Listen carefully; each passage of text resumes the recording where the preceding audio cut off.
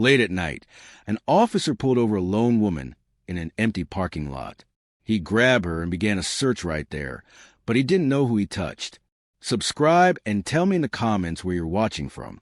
The night was quiet, unusually so for a Thursday on the outskirts of Los Angeles. Streetlights buzzed softly, casting long amber streaks across cracked sidewalks and the occasional parked car. The hum of distant traffic had softened to a lullaby, and the pharmacy parking lot on the corner of East Hanley and Merrow stood nearly empty, save for a single black SUV parked under the flickering neon sign. Ronda Rousey sat behind the wheel, her hand still gripping the steering wheel even after cutting the engine. Sweat clung to the back of her neck, her chest rising and falling slowly as she focused on steadying her breathing. Training had gone late, much later than planned, but the gym was private and silent, just the way she liked it. No cameras, no fans, no distractions. It was her escape from the obligations of public life, a sacred space where fists spoke louder than words.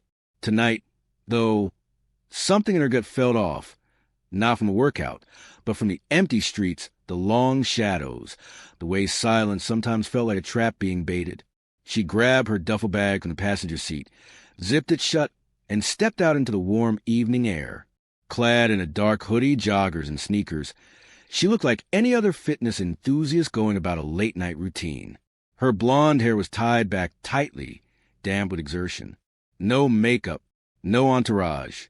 Just herself, alone and unbothered, or so she thought. As she locked her SUV and turned toward the pharmacy entrance, the steady crunch of tires over asphalt made her stop mid-step. A patrol car rolled slowly into the lot, headlights glaring directly at her. The driver's silhouette became clearer as the vehicle stopped, parking at an angle that partially blocked the lot's only exit. From the car stepped Officer Derek Malls, tall, broad-shouldered, and smug. His uniform looked freshly pressed, but his face bore the relaxed fatigue of someone who clocked too many hours without purpose. A night patrol with no action always made him restless. He carried himself with an aura of habitual entitlement, the kind that clung to men used to holding power without consequence. He closed the door and approached her with slow, calculated steps, one hand resting on his utility belt. His flashlight remained off. He didn't need it. "Evening, miss," he said, his tone casual, but something in the way he dragged out the vowels made it feel like a challenge. "What brings you out so late?" Rhonda met his eyes, cautious, but calm, just grabbing water. "Mind telling me why you're parked here after hours?" he asked, feigning concern as he looked past her toward the pharmacy, its lights still on. "This lot's had some trouble lately. We've had reports of loitering, break-ins. You fit the description." She raised an eyebrow, already sensing where this was heading. "I just finished training. Needed something to rehydrate. I'm not loitering, officer. You got ID on you?" "In the car." "Let's get it then."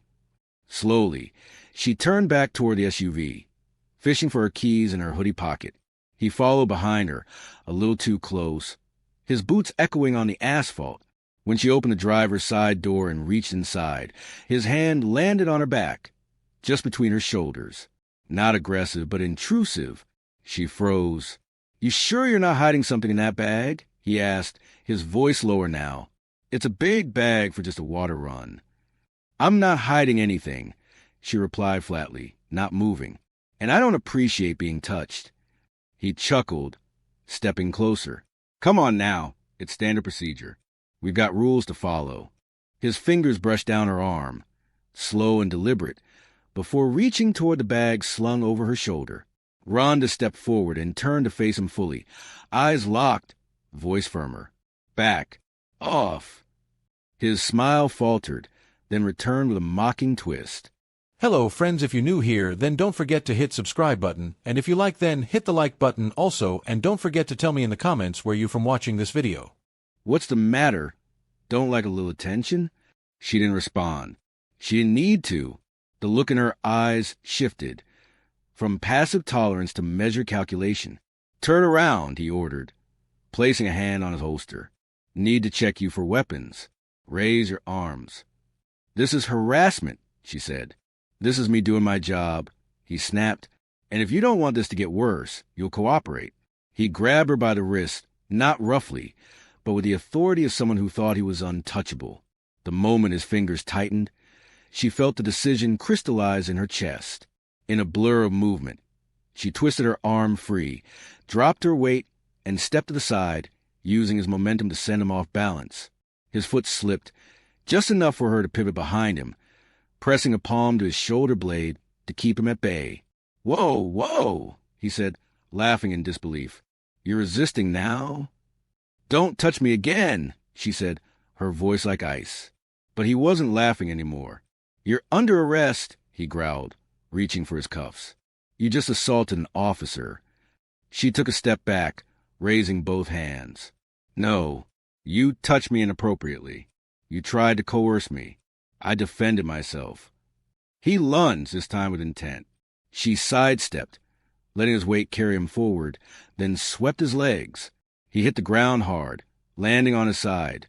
His radio skittered across the pavement. His hand went to his belt for the baton, but before he could draw it, she knelt beside him, pushing his arm to the ground, using the angle of his shoulder to keep him pinned.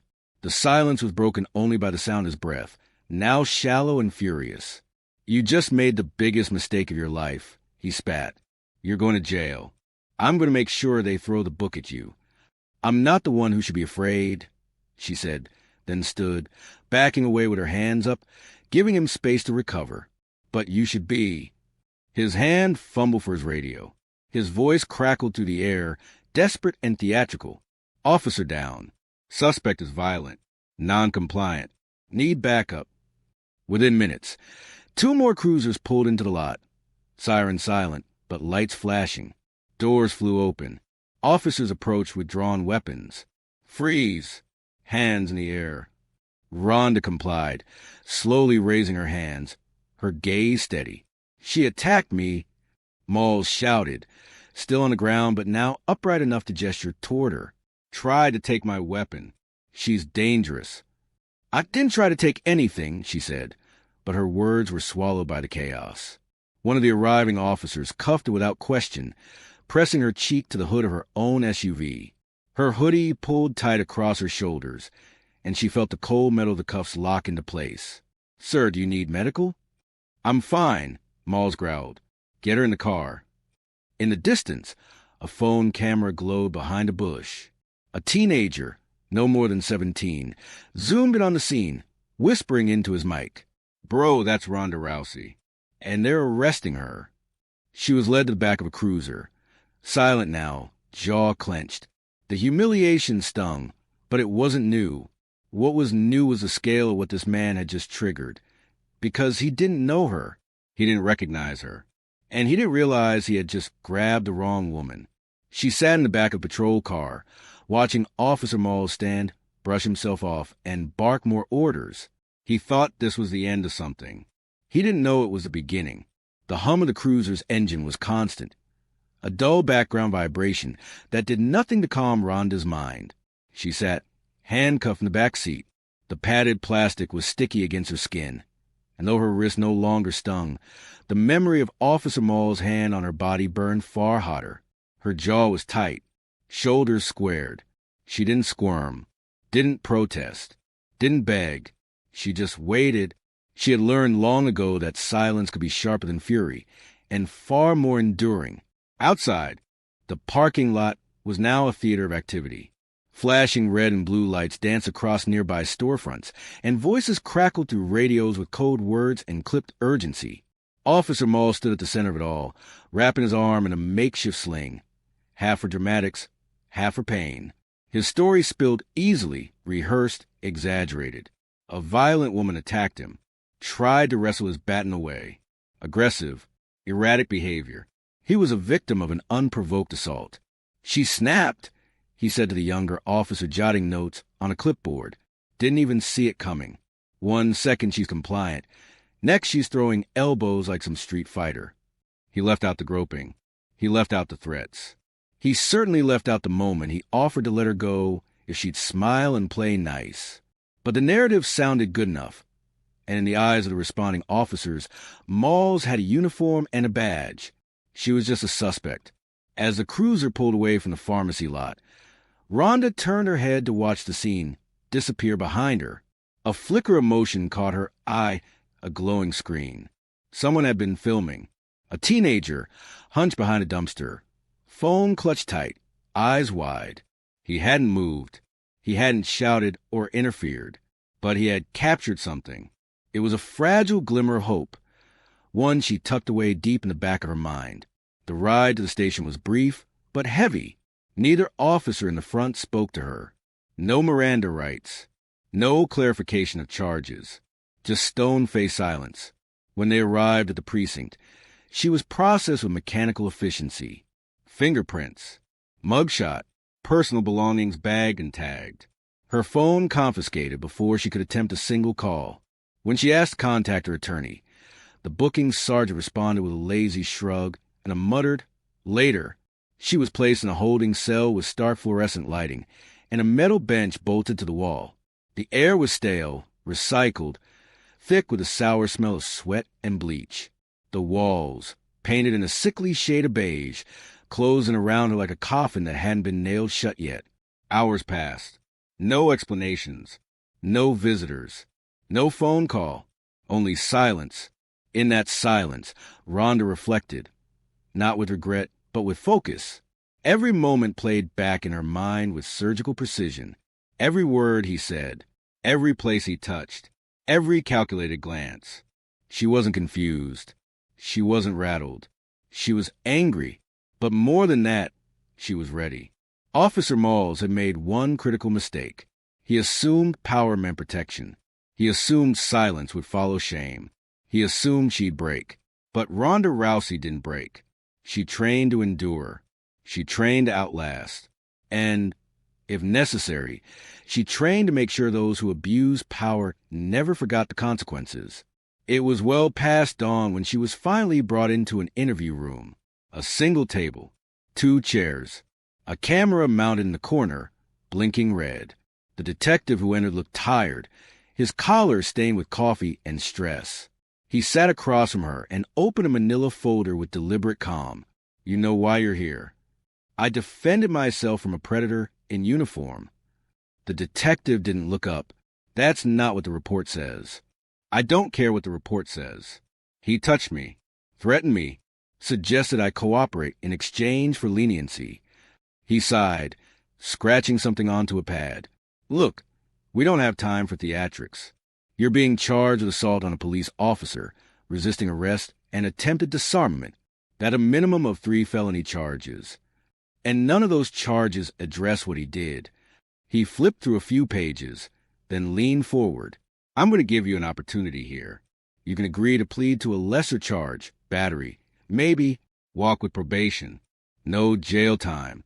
Or we can go to court and see how well a jury takes to someone with your history putting a cop in a sling." Rhonda tilted her head. "You really don't know who I am, do you?" "I know your name," he said, finally glancing at the folder. "Ronda Jean Rousey. Mixed martial arts. Some movies. That doesn't mean you're above the law." "No," she replied, "but it means I know how to take a punch, and I know how to land one." The detective leaned back, visibly irritated. "You think the public's going to side with you when they see what you did to a police officer?" "If they see all of it," she said, "I think they'll understand perfectly." Unbeknownst to either of them, that understanding was already forming. In a modest apartment a few blocks from the pharmacy lot, a 17-year-old named Malik sat hunched over his desk, staring at the video he had captured on his phone. He had watched it a dozen times already. The way the officer's hand lingered too long. The way Rhonda warned him. The way she defended herself only after being grabbed. The sudden arrest. The panic in her voice. He hadn't planned to film anything that night. He was just skateboarding near the lot, killing time when the lights caught his attention. At first, he thought it was routine. Then he saw the woman flinch. He started recording on instinct. Now the footage sat in his hands, and he knew exactly what he had to do. He posted the clip on TikTok first, with a caption, "Cop Harris's woman. Didn't realize she's Ronda Rousey." Within 15 minutes, the video had over 2,000 views. Then 5. Then 20. Then the comment section exploded. "Wait, that's her. She handled that like a queen.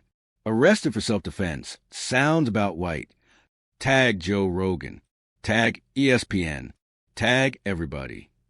Within an hour, the video was circulating Twitter and Instagram. A popular MMA fan account reposted it with the caption, "Ronda Rousey got arrested for stopping an assault by a cop. Share until it burns the system." The internet had found its match. Back at the precinct, a low buzz began to build. Phones rang more often. Dispatchers exchanged nervous glances. A shift supervisor approached the holding area with a printout from Twitter, face pale. Inside her cell, Ronda had no idea the storm was coming, but she felt it. Not fear, momentum. Later that afternoon, after several more hours without formal questioning or access to counsel, a familiar voice echoed down the hallway. "Ronda." She turned her head as her longtime manager, Karen, appeared, flanked by 2 attorneys and civilian oversight liaison. Behind them, a captain trailed reluctantly, face red and eyes narrowed. "Stand up," one of the attorneys said. "You're being released. For now." Ronda stood slowly, her eyes never leaving the captain's. He didn't speak, didn't apologize, just signed her forward with a clenched jaw and stepped aside. In the lobby, the noise hit like a wall. Reporters shouted questions. Flashbulbs popped. Cameramen jostled for space. She paused only briefly, standing beneath the precinct's shield emblem. "I didn't resist," she said clearly. "I didn't attack. I defended myself from a man who used his badge to violate my body, and I'm not going to stop until people like him are held accountable." The moment was recorded. It went viral that night. As Ronda sat in a private office with her legal team, reviewing the next steps, a journalist from a major outlet sent her a message.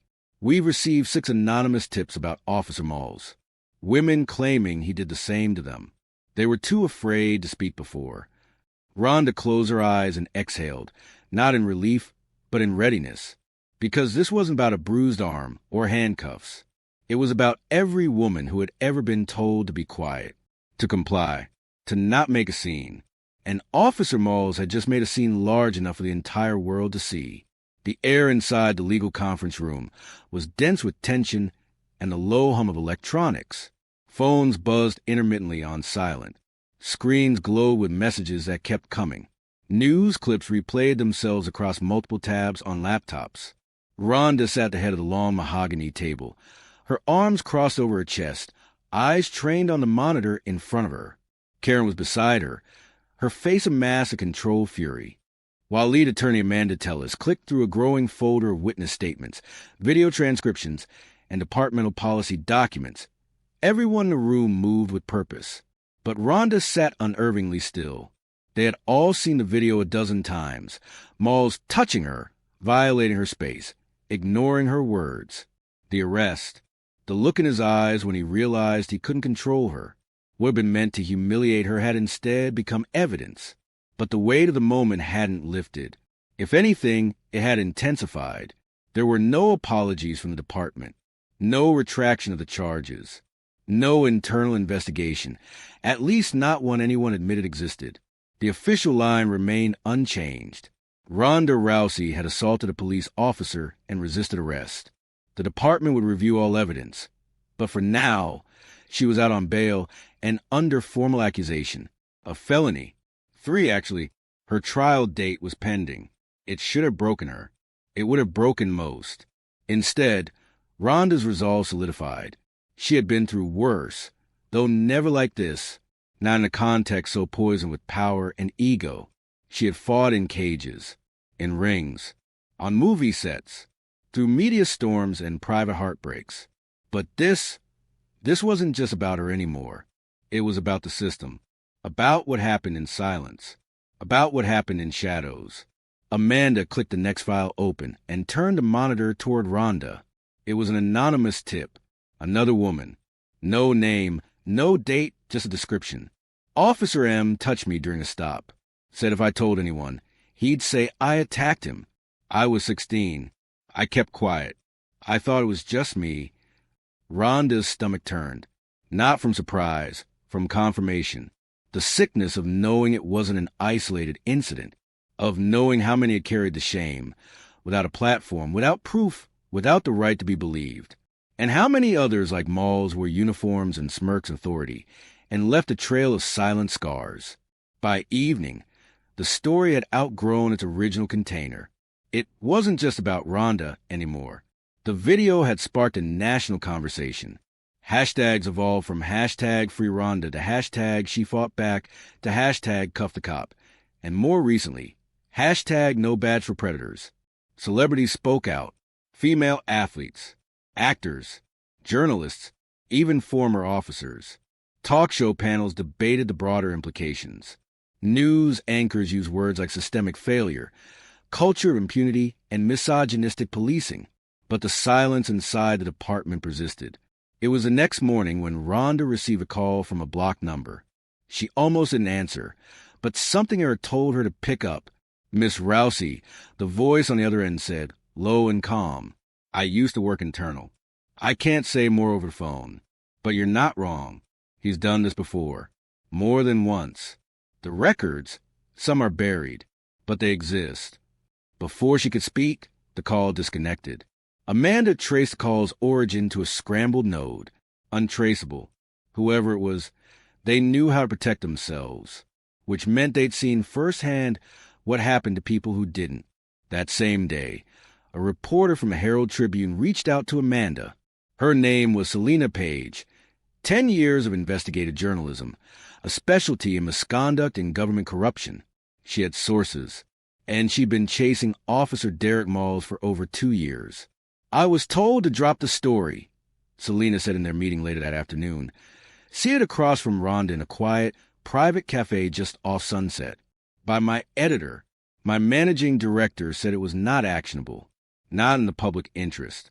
Too speculative. But I knew. I had testimonies. I had fragments.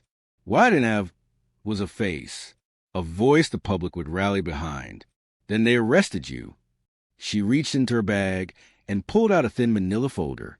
Inside were copies of complaints, handwritten notes from women who had submitted formal grievances to precinct. Several had been retracted. One was missing entirely from the public complaint log. The language was eerily similar. "Officer touched me inappropriately during pat-down. Made suggestive comments. Threatened to charge me if I didn't comply. Some were as old as 7 years. One involved a minor. None had resulted in disciplinary action. They're calling it inconclusive," Selena continued. "But I know what that means. It means they looked the other way, or worse, helped cover it." Ronda's fingers brushed lightly across the pages, careful not to smudge the ink. "Why come forward now?" "Because you won't stay silent," the journalist said. "And that makes it safe for others not to." By the end of the week, 5 women had stepped forward publicly. 3 used their real names. 2 spoke through attorneys. Their stories echo with terrifying similarity. Nighttime traffic stops, suggestive comments, inappropriate touching, threats of arrest. And the same face staring back from under the brim of a patrol cap, Officer Malls. Still, the department denied knowledge of a pattern. An internal spokesperson issued a statement claiming the officer in question maintained an otherwise exemplary record, and that all allegations would be handled according to departmental protocols. A slap in the face. A reminder of how deeply the rot was buried. But it wasn't just the police under pressure now. The district attorney's office, caught in the maelstrom of public outrage, released a vague acknowledgement of a pending review. Protesters gathered outside the precinct, not hundreds, thousands. Women, men, mothers with children, survivors holding signs that read, "I believe her. You can't arrest the truth." Ronda stood among them one night, had pulled over her head, blending in. She didn't speak. She didn't need to. Her presence was enough. The cameras captured her anyway. That same evening, someone painted over the wall outside the precinct, "NO badge above consent," in red. By now, Ronda's legal team had drafted a formal countersuit against Officer Malls and the department. False arrest, excessive force, sexual harassment, violation of civil rights. But more than compensation, she wanted exposure. She wanted the public to see what had been hidden for so long. And then The tipping point came. Malik, the teenager who had filmed the original video, had stayed quiet, out of the spotlight, overwhelmed by the attention his clip had generated. But after days of silence, he requested to speak. He appeared on a major news show with his mother by his side, nervous, trembling, but resolute. "I wasn't supposed to be there," he said, "but I saw it." He touched her. She told him to stop. Then he grabbed her. She didn't attack. She defended herself. He was the one that went too far.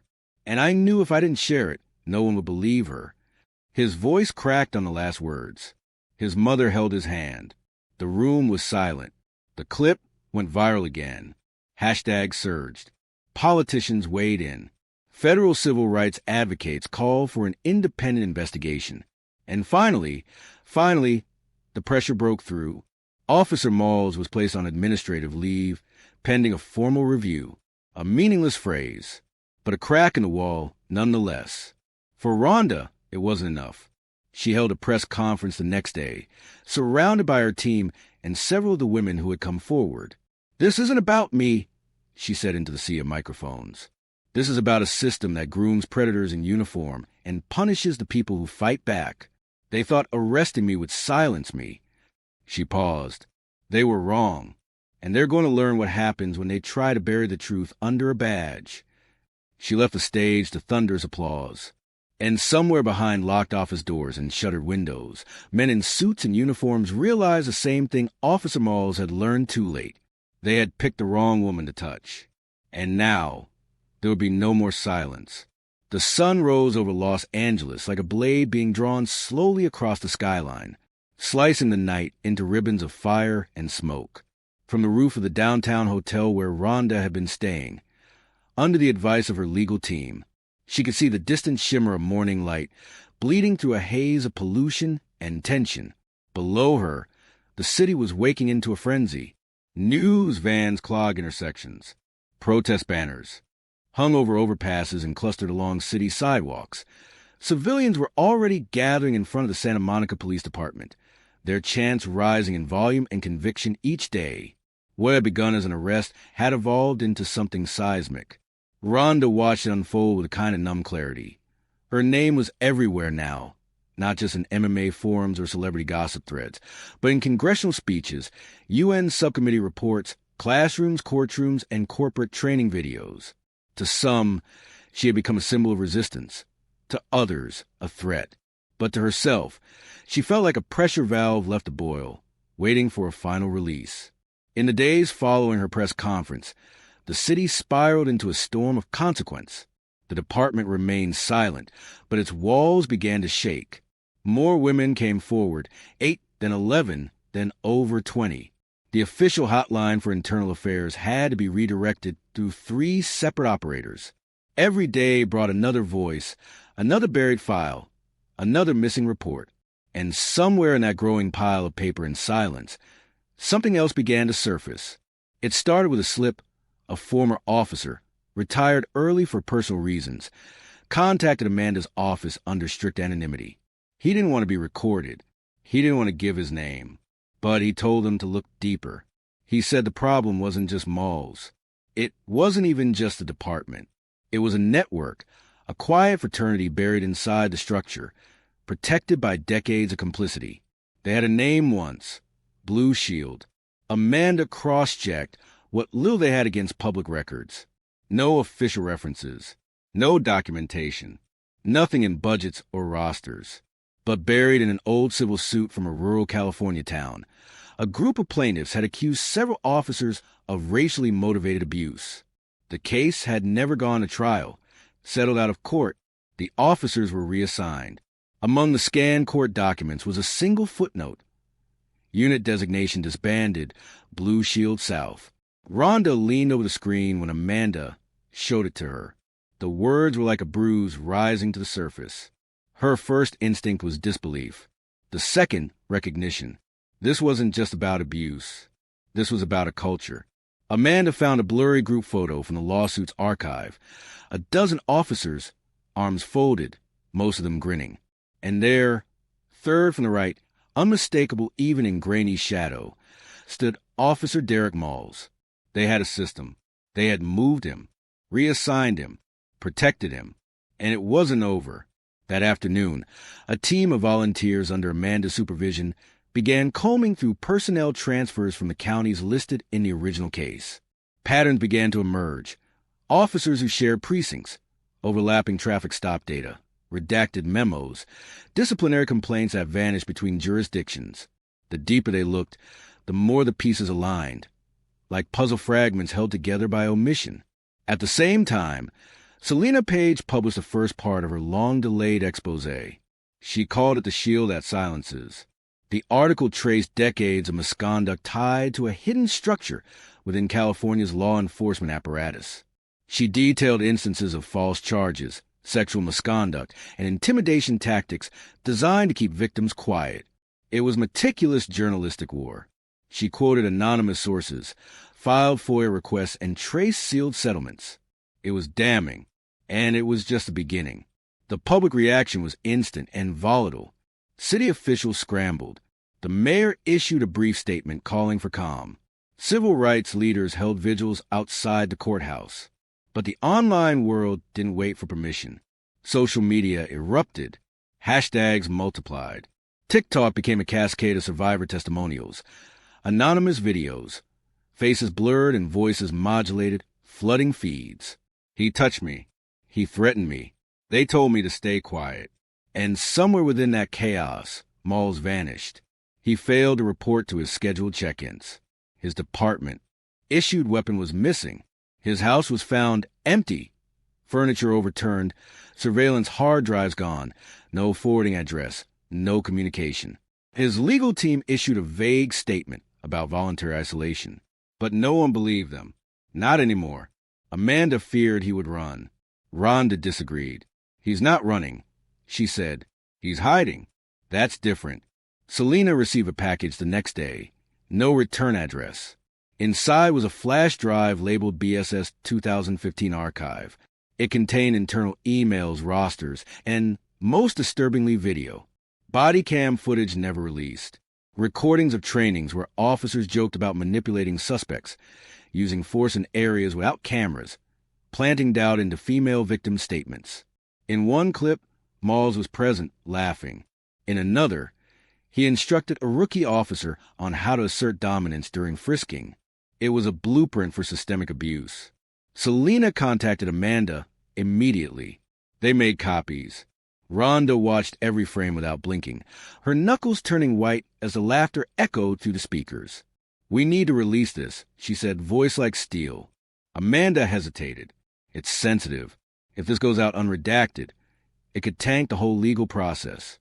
"It's not about the process," Rhonda said. "It's about truth. I use silence as a weapon. Let's use their words as a blade." That evening, Rhonda sat in front of camera in a dimly lit studio. No makeup, no podium, no script. Just her. And the truth. She spoke plainly. "This isn't about me," she said. "It's about every woman who said no and got punished for it. About every officer who thinks the badge means untouchable. It's about systems that protect predators and punish survivors. I'm not here to be your hero. I'm here to make sure this never happens again."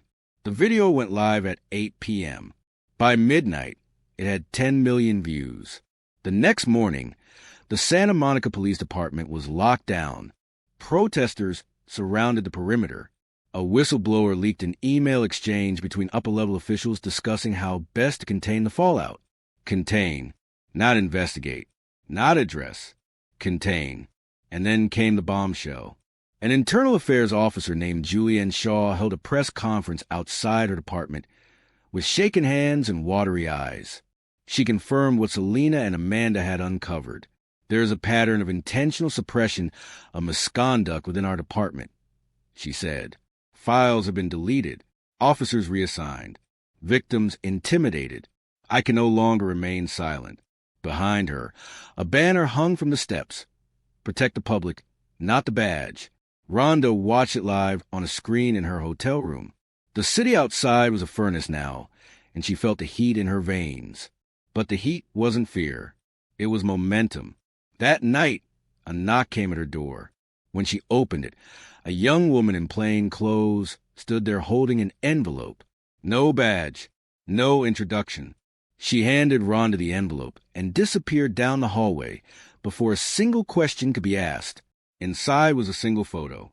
Malls, in a dimly lit room, seated across from another man, face turned away.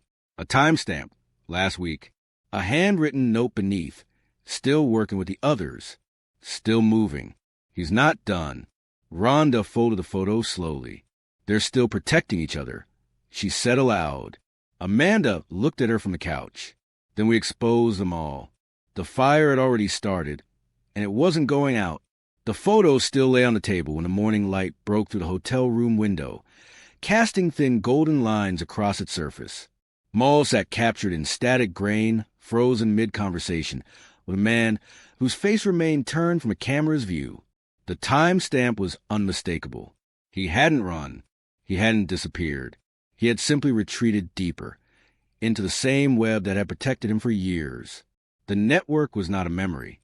It was alive, watching, adapting, hiding in plain sight. Rhonda stared at the image for the third time. Through the night, in sync with the flashing red notifications pouring into her phone, messages from survivors, reporters, allies, strangers. Some were angry, some grateful, some terrified, but all of them were awake now. That was the shift. That was the line that had been crossed. The country was no longer asking whether abuse had occurred. They were asking how many had helped cover it up. Amanda entered the room, her blazer already creased from the early hours of movement, her laptop under her arm, and eyes burning with caffeine-fueled resolve. She said nothing at first, just dropped a printout onto the table next to the photo. A screenshot, an anonymous email routed through encrypted servers. Its subject line stark. City Hall has files. Blue Shield buried them here. They're panicking, Amanda said, sliding into the chair across from her. They're wiping clean everything they can reach. But they're sloppy now, and someone inside wants it to stop. Rhonda picked up the page and read the text again. It was sparse but precise. Mentions of names she recognized. Not just malls, but officers she had never met. People who had moved departments, counties, even entire states to avoid scrutiny. Several were listed as consultants. One, shockingly, was training cadets at a private academy. Another, Ethan Briggs, had been flagged in an early internal review, then quietly promoted to a senior field position in Los Angeles just a year ago. Her pulse rose. Briggs, she said slowly. That was the man in the photo. Amanda nodded. We pulled his file this morning. Records are clean, but too clean. Sanitized. Nothing older than 5 years. That's not standard. Someone purged it. Rhonda exhaled through her nose. The pieces were shifting, reconfiguring. Malls hadn't been working alone. He never was. He was a frontman, a symptom. The disease had always run deeper. Blue Shield wasn't dismantled. It had just changed uniforms. The decision came swiftly. Amanda initiated contact with a federal task force liaison who had reached out after Selena's article detonated. Within hours, Rhonda and her team were escorted to a secure federal office downtown. It was the first time she saw the sheer scale of the investigation unfolding beyond her own case. Pinboards lined the walls, covered in mugshots, maps, timelines. At the center, Blue Shield South, Maul's face marked in red. And beside him, newly added, Ethan Briggs. The lead federal agent, Marcus Trell, greeted them without preamble. He was lean, quiet, but his presence filled the room with gravity. We've been tracking fragments of this group for nearly a decade, he said, gesturing to the board. They were supposed to be disbanded after Internal Affairs flagged them in 2015. But the disbanding was a formality. They scattered. Some retired. Others changed badges. Some went private. But the structure remained, intact, purposeful. He clicked a remote. A surveillance photo appeared on the monitor. Briggs entering a restricted archive building under a false name. 3 days ago, a city records facility. He's tying up loose ends, Trell said, which means we're close. Rhonda folded her arms, then bait him. They didn't hesitate. That afternoon, Amanda crafted a decoy email. routed through a known intermediary channel used by former officers. It referenced potential leaks, backup drives, and whistleblowers. They knew it would be intercepted. That was the point. Briggs took the bait. 2 hours later, security footage caught him entering the City Hall basement archives, dressed in maintenance coveralls, a fake badge clipped to his pocket. He stayed inside for 28 minutes. When federal agents moved in, he was gone, but he had left something behind. On a steel folding chair in the empty records room was a photo. Ronda, Amanda, Selena, each of their faces had been marked with a red slash. It wasn't just a cover-up anymore. It was a hunt. That night, security around Ronda's hotel increased threefold. Her assistant, Karen, was relocated to a secure address. But the feeling of exposure, of being tracked, never left. Every knock at the door, every glance from across the street. The paranoia wasn't unwarranted, because they were being watched. Just past midnight, a citywide alert went out. Unauthorized surveillance device found on a civilian vehicle. A GPS tracker. It had been wired to transmit data in real time. Its signal routed through multiple nodes before terminating at a local network, registered to a dummy security firm, one tied to a former Blue Shield officer. Ronda stood outside the lot where the device had been found, staring down at the blinking unit, now deactivated in an evidence bag. She said nothing, but the message was clear. They weren't just watching her movements. They were planning something more. The next morning, a man stepped forward. His name was Officer Raymond Cho. He had served with Malls 5 years earlier and had left quietly after raising concerns to a superior, concerns that were ignored. Now he wanted to speak, but not publicly. "I have a family," he told Ronda and Amanda during their off-the-record meeting. "If they come after me, I won't see them again. But you need to know they kept backups. Malls, Briggs, a few others. Flash drives, recordings, some from body cams that were never submitted. They laughed about it like trophies." Cho handed them a small case. Inside was a flash drive with a single label, Doctrine. What played out on the screen was worse than they imagined. Training seminars recorded in private rooms, officers discussing methods to avoid IA detection, protocols for manipulating body cam footage, psychological tactics for breaking down resistant detainees, scripts for press statements, a mock exercise in containing victims that included sexually explicit role-play, laughter, and slurs. One clip showed Malls and Briggs watching dash cam footage of a female suspect being forced to the ground. They joked about her screams. Ronda watched it all in silence, her jaw locked, her hands folded tightly in her lap. She didn't speak until the video ended. "Release it," she said. Amanda hesitated. "If we do this without redactions, then they see exactly who we're dealing with." The footage went online that evening under the headline, "Inside the Blue Shield Doctrine. A Culture of Control." It spread faster than the first video ever had. News networks interrupted programming.